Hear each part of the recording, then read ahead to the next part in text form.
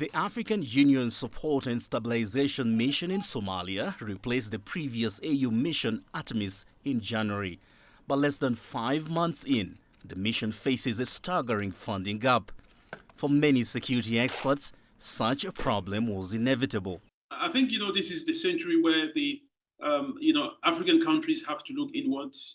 They have to, get to the reality that, there is no one, there's no country that is going to support you more than you can support yourself.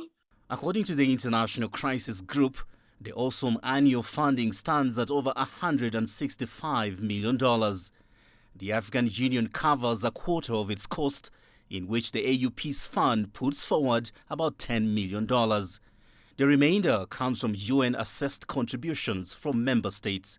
However, $96 million is still owed to AU member states that previously deployed forces in Somalia.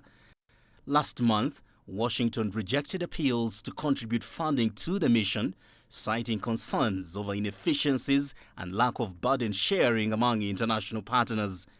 The U.S. Senate's AUSSOM Funding Restriction Act aims to block American contributions, with lawmakers arguing the mission locks the U.S. into perpetual funding. As the funding gap widens, analysts warn al-Shabaab could exploit the chaos. We are not just looking at the possible increase in the level of threat that al-Shabaab poses to the internal security and stability of Somalia, but also the potential that such a threat could spill over to regional countries.